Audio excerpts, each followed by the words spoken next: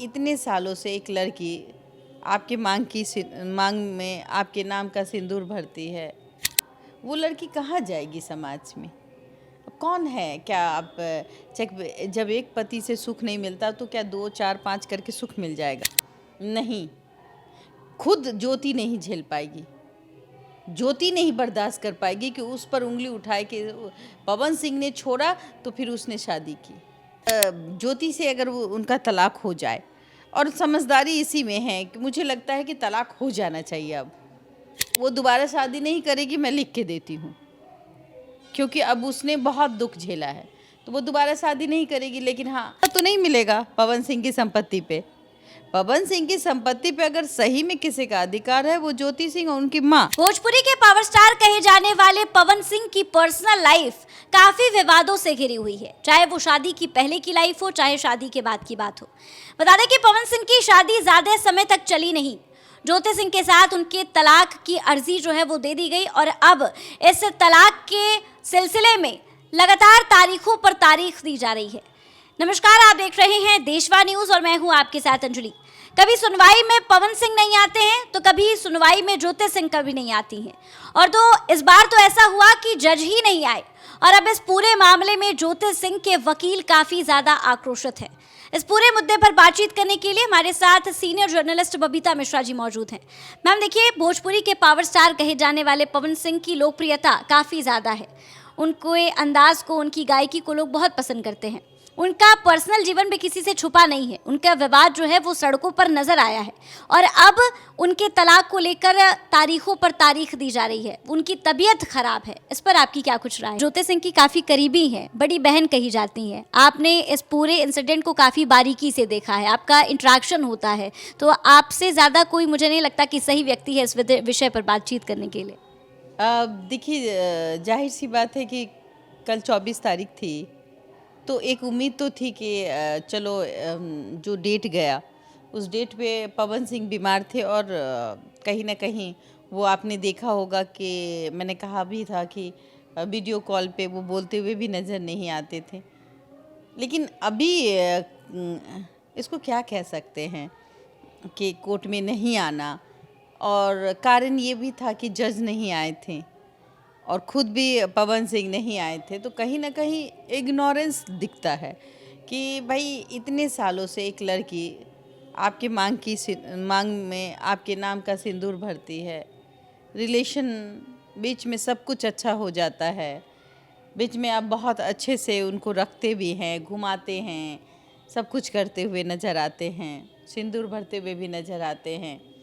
तमाम खबरें इलेक्शन में आपके हाथ में हाथ डालकर आपके कंधों मतलब एक कंधा बन के आपका काम करती है, और आप कहते भी है कि आपकी पत्नी है, हमर मेहरारू बिया।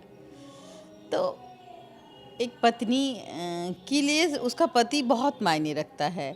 अगर वो खुद आकर के कह दे कि भाई हम 10 करोड़, आज 10 करोड़ की बात आ रही है, और 10 करोड़ की जब बात आ रही है तो मैं यही कहूँगी कि क्यों ना 10 करोड़, आप कैपेबल हैं, आपने उससे शादी की है, 7 फेरे आपने लिए हैं, तो 10 करोड़ तो बहुत कम चीज़ है। हाँ, आप उससे हमेशा के लिए अलग हो रहे हैं। एक पत्नी से आप जान मांग रहे हैं, आप समझ रहे हैं? अगर उसने अपने पति को बहुत प्यार किया, दोबारा रिश्ता जुड़ा, दोबारा उस कोर्ट में केस के बावजूद, चूँकि केस तलाक का केस ज्योति ने नहीं किया है, पवन सिंह ने किया है, तो उन रिश्तों के बावजूद भी उसने दोबारा रिश्ता जोड़ा आपसे, और आपने खुद एक्सेप्ट किया।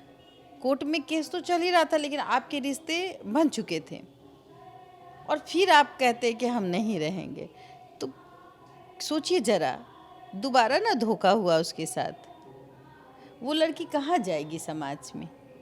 कौन है? क्या आप चेक, जब एक पति से सुख नहीं मिलता तो क्या 2 4 5 करके सुख मिल जाएगा? और इस उम्र, अब जो उम्र है उसकी, अब वो शादी करने लायक उम्र है।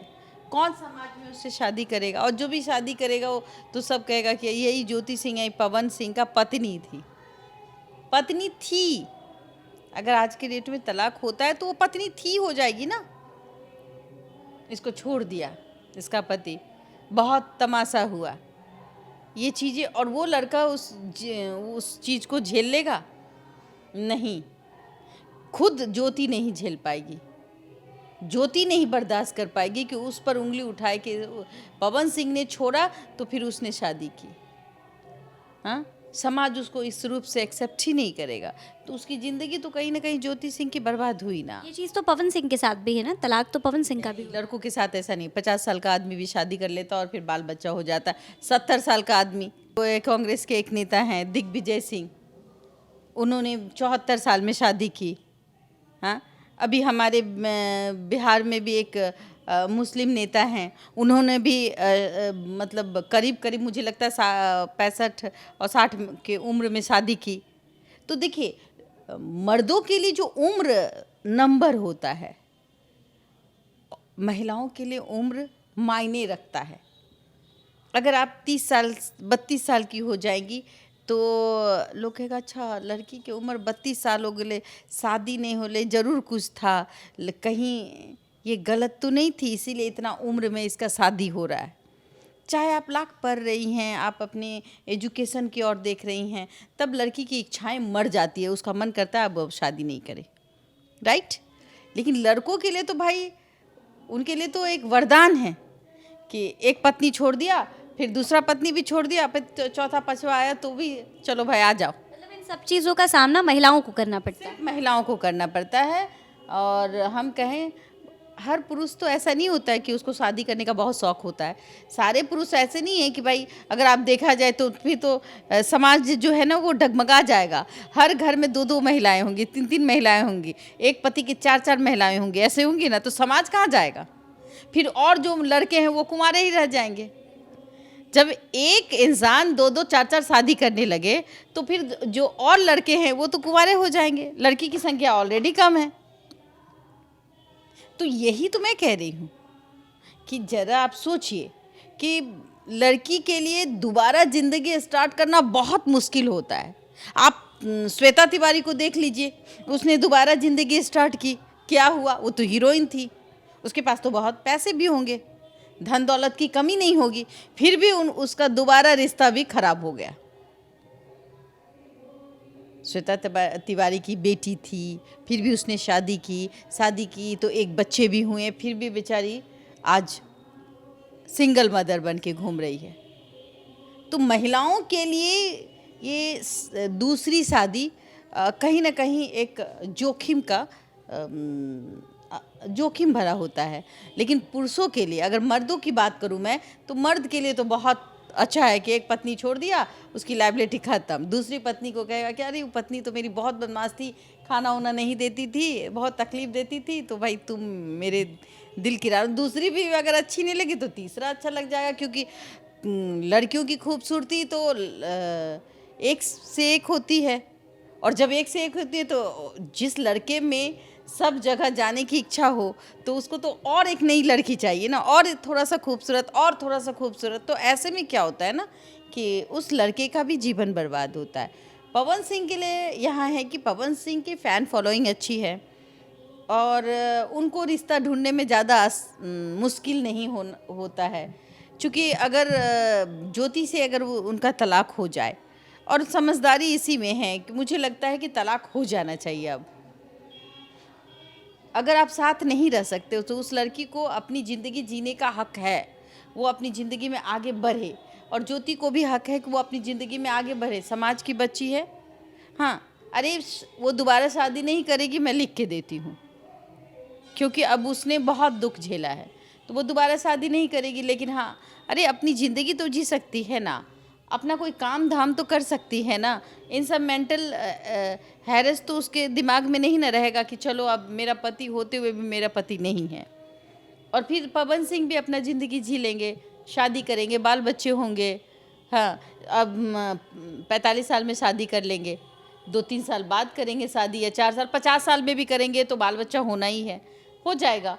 और फिर वो बाल बच्चा बड़ा होगा तो आपके वंशज तो बढ़ेंगे ना, वंश बढ़ेंगे।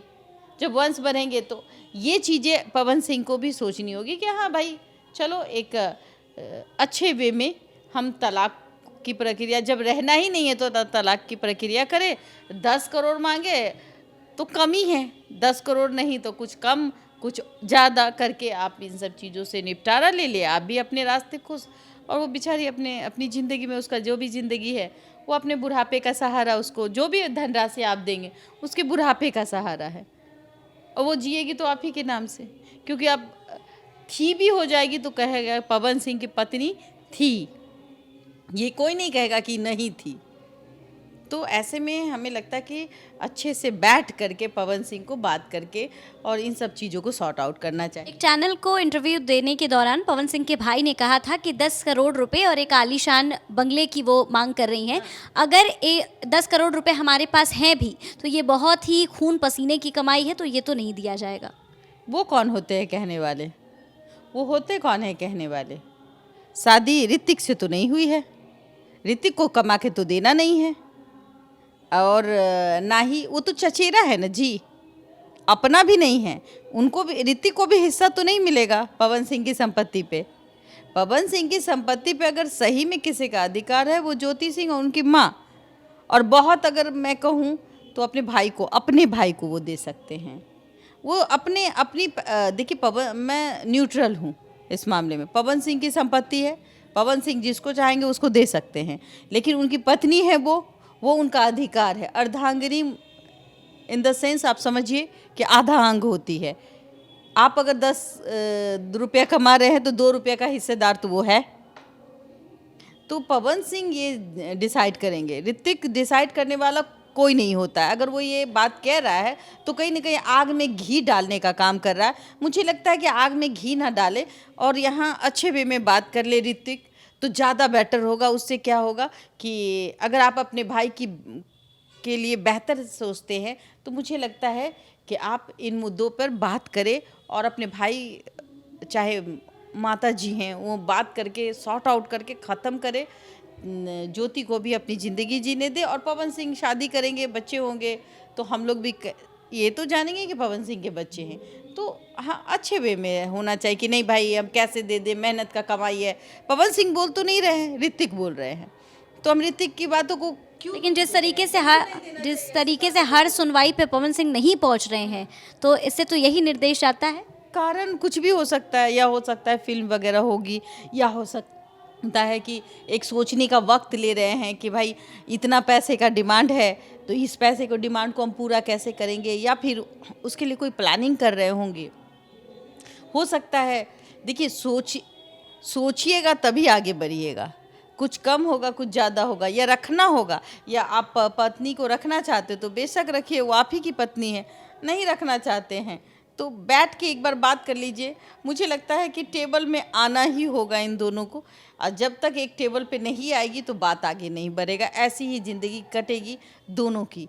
और पवन सिंह के लिए तो मैं यही कहूँगी कि आगे बढ़िए आप। अब आप जिस लेवल पे हैं और ऊपर लेवल पे जाइए, लेकिन एक लड़की को एक अच्छे किनारे लगा दीजिए जिससे कि आपकी जो छवि है और अच्छा हो जाए। देखिए, 25 तारीख की डेट अब अगली सुनवाई के लिए रखी गई है और देखना काफ़ी इंटरेस्टिंग होगा कि क्या पवन सिंह कोर्ट में पहुंचते हैं या फिर नहीं, क्योंकि हाल ही में जितनी बार भी सुनवाई हुई है उनकी तबीयत ख़राब रही है। और फिलहाल बता दें कि ज्योति सिंह पिछली बार भी पहुंची थी और जज के सामने फफक कर रोती हुई नजर आई थी और ये कहती हुई नजर आई थी कि मैं अपने पति के साथ रहना चाहती हूँ। फिलहाल इस वीडियो पे आपकी क्या कुछ राय है, हमें कमेंट के माध्यम से ज़रूर साझा करें, और ऐसी ही तमाम खबरों के लिए हमारे साथ बने रहिए देशवा न्यूज़ पर।